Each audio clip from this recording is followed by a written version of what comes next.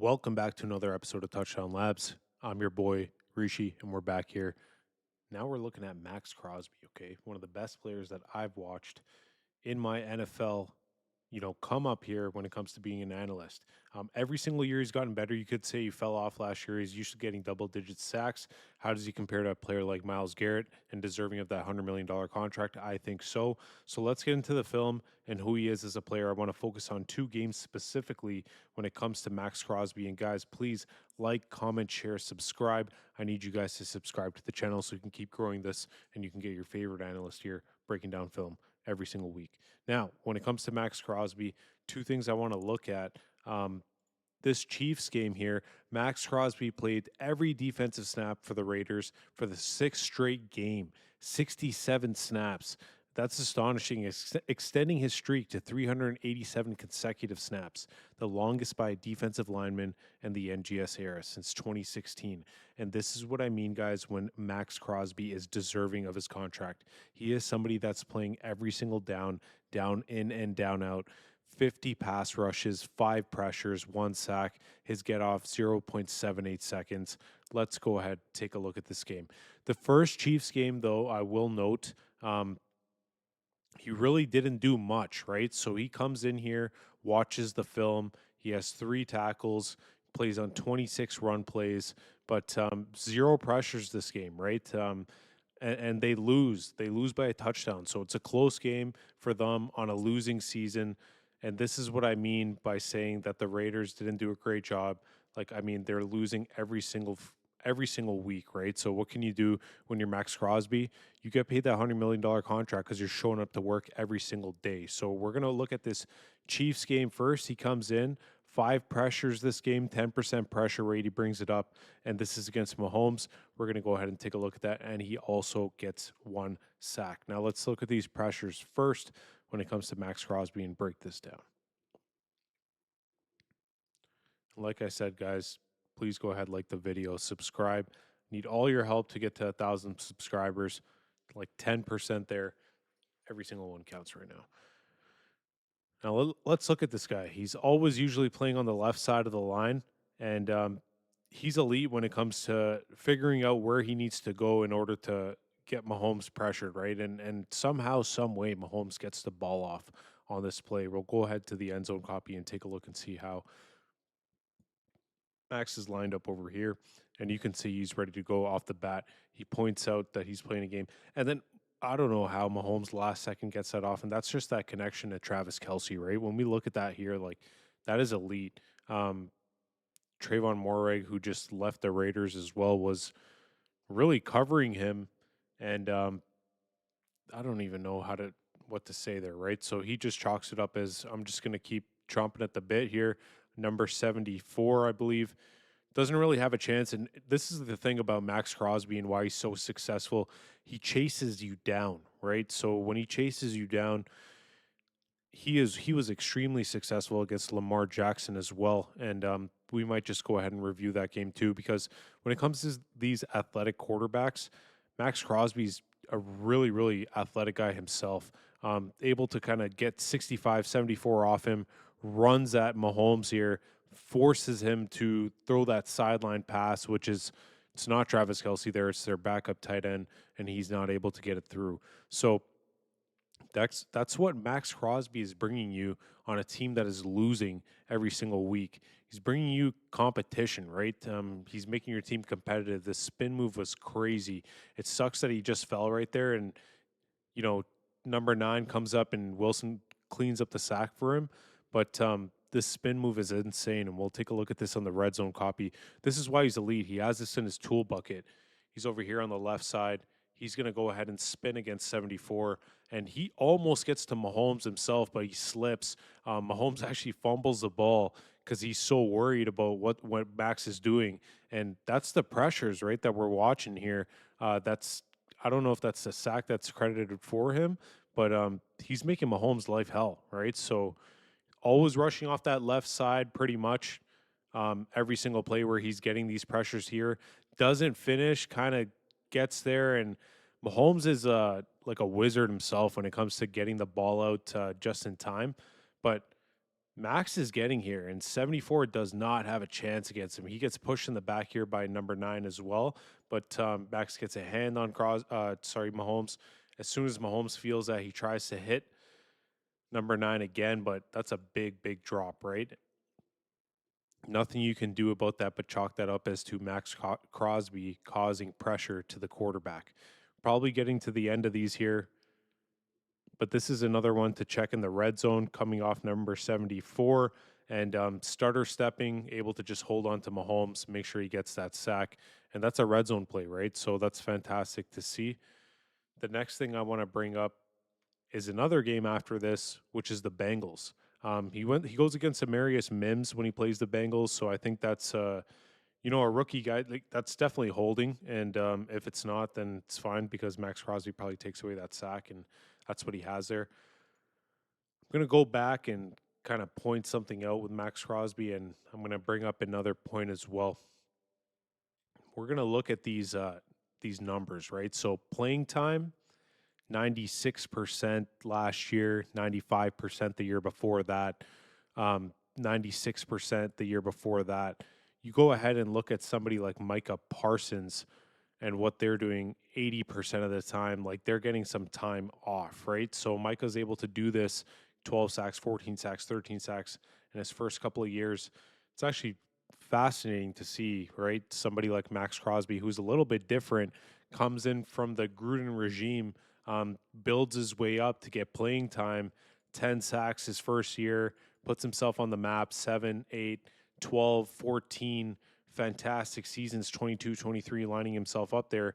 And he's around that 12% mark, right? And fantastic year here at 18.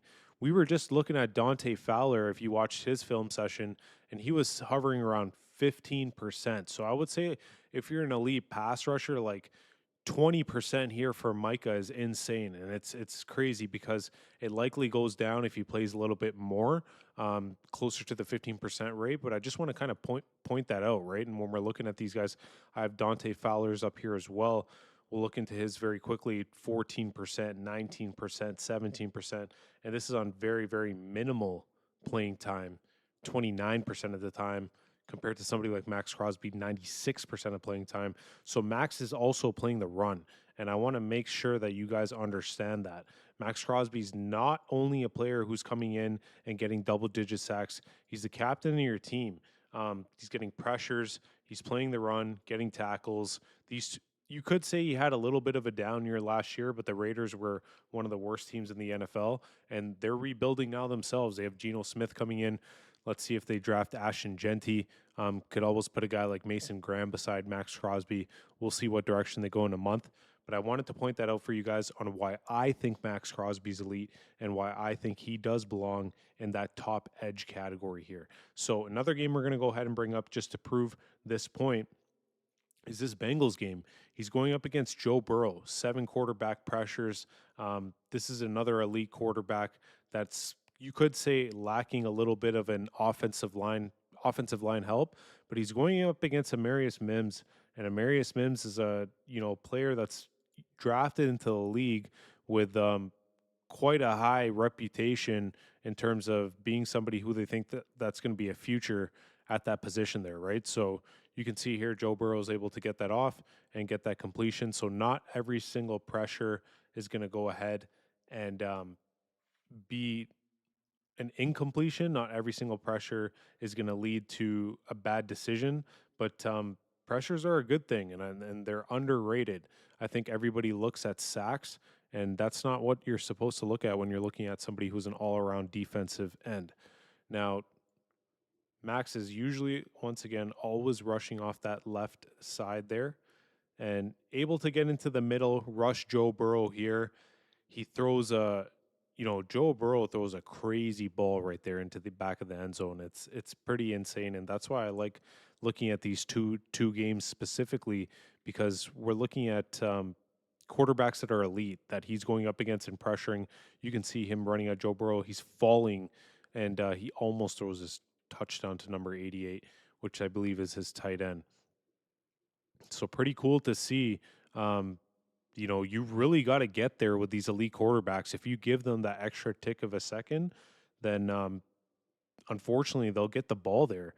Maxx Crosby slows down his rush here, figures out where he needs to go. Joe Burrow dips out of the pocket. We saw this with Mahomes on the last game as well. Fantastic at understanding when he needs to run at full speed and make sure he gets to the quarterback. He's using his motor here, and they're losing every single game, guys. Take that in, right? He's able to kind of slow it down, get around Mims, and then he loses here, but he's able to follow Joe Burrow. Joe Burrow's looking at the back the whole time because he knows that Maxx Crosby's behind him and chasing him, and that's a problem, right? And he's in Joe Burrow's head already, and he wants to really just get out of bounds and avoid damage. I think that's important to note. Another pressure here, rushing off the same side again. You know, does that hop step really, really well. And I love how that happened. He unfortunately overruns it, but he still causes enough pressure here that it affects Joe Burrow's throw. And this is the kind of stuff he's bringing to you. He's hop stepping through the gap here. He's able to go ahead. Unfortunately, he's not able to finish here, but Joe Burrow's rushed off his pass, and unfortunately, it still is a touchdown for the Bengals, but almost there, guys. And those moves, he can perfect them more and more. And I think he's going to be an even better player when it comes to next year because now they have Geno Smith and likely can go in multiple directions when it comes to the draft and helping their team out. Devontae Adams leaves, and he's gone through a couple of different like regime changes too, right? With John Gruden, coach coming in, getting fired, with Daniels there, interim head coach, and he's just out here just still doing his thing, giving it all to his organization. Another fantastic move here, and I kind of want to rewind this because you don't see a lot of players really doing this these days. Like he's able to dip his shoulder here and get inside, right? And that he's cutting inside the offensive lineman, and that's just through straight athleticism, and that is causing Joe Burrow like havoc in the backfield. He has to get the ball out and go to his check down option, which is really really tough for him. And remember, guys, this is 7 pressures this game, right? So a little bit different here, scanning the field, standing up, making sure 71's just playing really, really bad technique against him right there as well. Doesn't really even provide any effort. And if I'm Joe Burrow, I'd be pretty pissed. I'm not sure what's going on here with the tight end supposed to chip. Maybe he was, but he's just throwing Joe Burrow on the floor, right? And he's probably telling him my bad after, but like it's just a free shot to the quarterback, and that's not what you want, especially coming from somebody like Maxx Crosby. This is the same game, and Joe Burrow's just he's having it from Maxx, and 71's having a tough time kicking out, and Maxx just puts his hands on him and throws him out of the way, and it makes it so tough for these receivers to catch these outside passes when they don't have that timing. So this just goes to show he can affect a elite quarterback kind of all over the field. And I wanted to show you guys how he compared to somebody potentially like Myles Garrett. I know you guys won't say he has the production that Myles Garrett does, but one thing I will tell you is he has the motor. And Maxx Crosby is a guy to look out for. One of my favorite players here. Definitely wanted to do a film breakdown of him from last year. And last thing I'm going to go through, just because I really think it's important, is this Lamar Jackson film. There's 5 plays here that I want to break down, and it's him pressuring Lamar Jackson. And Lamar Jackson has a tough time with Maxx Crosby early on into the season. And this is important, right? This is why he gets paid. He's going against a MVP of the year before, and Lamar Jackson's tearing it up with Derrick Henry this year, able to get to him, understanding that once he gets his hands on him, he's not letting Lamar go, and he's giving Lamar a very, very tough time on these plays. Let's look at the other copy here. I'll zoom it in a little bit. And you can see 85 has no 65 has no chance. He really gets bullied out of the way, and Lamar Jackson fortunately gets sacked for the Raiders. This is important, guys. Mobile quarterbacks. I want to make sure that you guys understand guys who get paid, they are fantastic against mobile quarterbacks. Okay? Maxx Crosby's hand fighting, moving, keeping his feet moving. and still able to not on this particular play run after Lamar Jackson, but just by keeping his feet moving and hand fighting, he's able to force that throw, right? And I think that's very, very important and something we should point out. He's over here, he's going to fight with 70, back and forth, back into the gap, outside of the gap. And like, why is he doing that? It's because Lamar Jackson can likely run away at any time. Yeah, Zay Flowers catches the ball, but it's probably ill-advised throw thrown across his body outside of the field. He's getting the job done there, and I think that's important to note. Lamar Jackson is having it here this game from Maxx Crosby, and it doesn't seem like 70, 65, any of these linemen that they can put him on can get to him, and just barely falls at Lamar Jackson's feet there. And they're not sacks, right? But they're pressures, and it's forcing Lamar to get the ball out quick. And Lamar's gotten a lot better, to be honest, in the years, and he's trying to do this spin move, barely gets his hands on his ankles. Lamar's gotten better at throwing the ball, and I think that's underrated to say. So give him his flowers there. But Maxx Crosby, I just showed you guys film on Patrick Mahomes, Joe Burrow, and now Lamar Jackson. Three different offensive lines. You could say two of them are a little bit weaker, but hey, look at this here, right? Master at, hop stepping somehow, getting himself the vision to come into the A gap, B gap, C gap, whatever it may be, and just slither his way through with his shoulder and get that sack. So I think it's really, really important. Go ahead and end off on a positive note. Thanks for watching the film session from this week. And if you guys want me to break down anybody else, let me know in the comments. Once again, like, share, subscribe. Your boy, TD Labs.